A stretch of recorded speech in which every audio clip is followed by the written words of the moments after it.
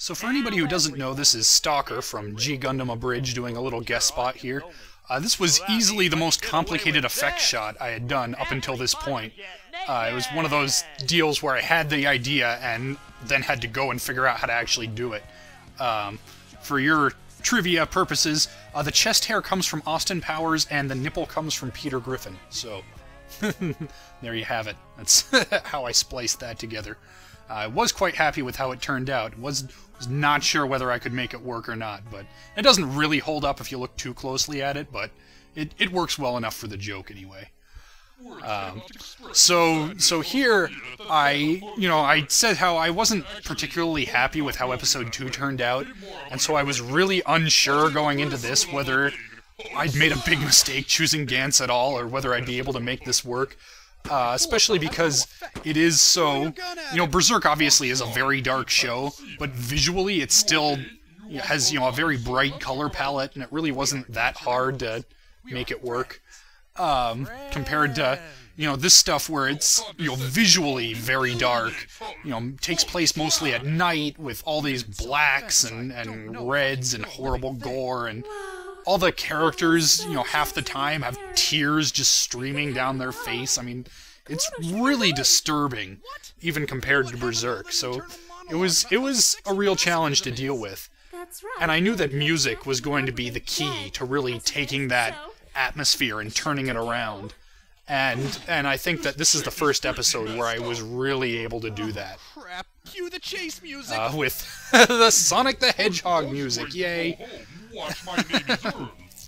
This is a real 2%er. If you ever played Sonic Adventure 2, that's where this music's from. And I think it works, even if you haven't. 'Cause, man, I could have just done... This whole sequence could have gone on way longer.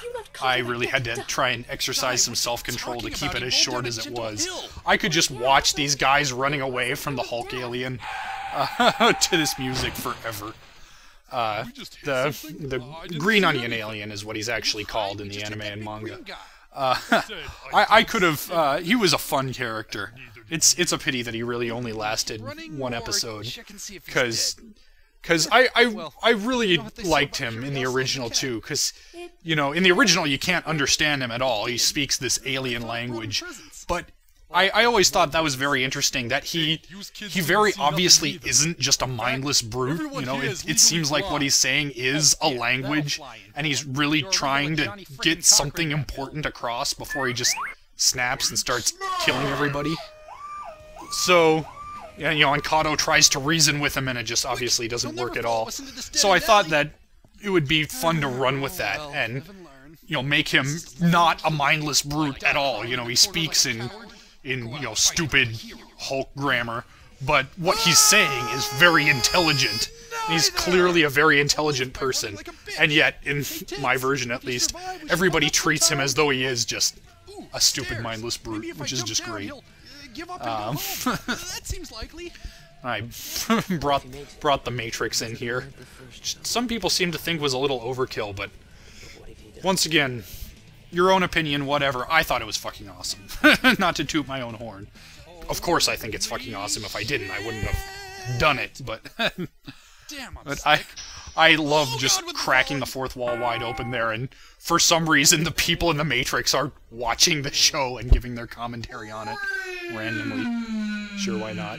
Oh shit! Pacifism attack! There it is, folks. The origin of the pacifism attack.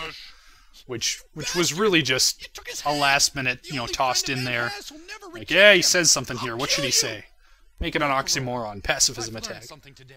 This all started because we killed his friend. And killing only leads to more. And this is, I think ultimately, like, the theme of the show is, for such a violent, gory show, it really is this, it shows this, cycle of violence where, honestly, it would be better. I mean, even though the Gantz people get into these situations where they have no choice but to kill or be killed, it's probably better just to go ahead and die than, when surviving means going through more of this shit. Yeah, I think Gantz really does have a pretty pacifist message once you cut through everything. So I had some fun with that. I was really unsure about the direction I went with Nishi's voice. Probably just because I love his dub voice so much. You know, the dub is kind of hit or miss with a lot of the characters, but Nishi's dub voice is just spot on. It's fantastic. And I didn't think I had any chance of doing an impression of it that would do justice to it. So I eventually just went with something like a Beavis voice, which my rule for myself was that, yeah, okay, I'll be Beavis with him, but he will never, ever, ever say, fire, fire, nor will he ever do the laugh. And it's funny, because, you know, I was so unsure about it at the time, and then I go back and watch it now, and I'm so used to it, I can't imagine it being any other way. Oh well, out of time, see you next time.